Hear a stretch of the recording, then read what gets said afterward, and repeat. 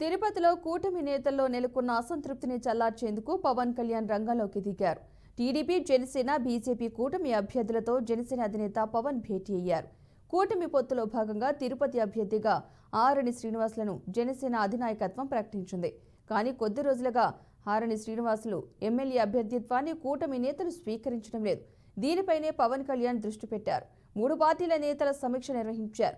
ఎన్నికల పొత్తులో భాగంగా కూటమిలో తిరుపతి సీటు జనసేనకు వచ్చిందని, అందరి నాయకులు సహకరించి అభ్యర్థి ఆరణి శ్రీనివాసులను మంచి మెజార్టీతో గెలిపించాలని పవన్ కళ్యాణ్ కోరారు.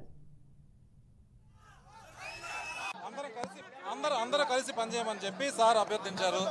ఆయన అభ్యర్థన మేము అందరం కూడా ఆయన ఆ స్థాయికి చాలా అభ్యర్థించారు.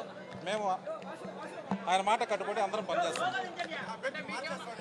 లేదండి ఆ మాట చెప్పలేదు. అందరం కలిసి ప్రచారం చేస్తున్నాం, అందరం ముందుకెళ్తున్నాం, అభ్యర్థం గెలిపిస్తాం. Thank you. పవన్ కళ్యాణ్ గారిని కలవడం జరిగింది. చాలా ఆనందంగా ఉంది. వారికి 2 మాటలు చెప్పాం.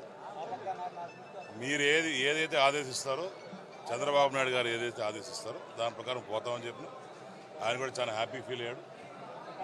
Very very very simple man. నిజంగానే ఆయన చూసిన వెంటనే నాకు కూడా నిజంగానే హీరో అంటే ఎట్లా ఉండడం ఉన్నాం, కానీ చాలా సింపుల్గా పద్ధతిగా ఆయన నన్ను సారని సంబోధించడం, నేను ఆయన్ని అన్నాన్ని సంబోధించడం, నేను సార్ ఏందన్నా తమ్ముడిని అని చెప్పడం చాలా ఆనందం అనిపించింది. ఆయన దాని తప్ప పెద్దగా ఎక్కువ మాట్లాడలేదు. జనాలు ఎక్కువ ఉన్నారు కాబట్టి ఎక్కువ మాట్లాడలేదు. కానీ ఒక మాట చెప్పడం జరిగింది, అందరం కలిసిపోతాం, ఎక్కడ కూడా ఇబ్బందులు లేకుండా బ్రహ్మాండంగా.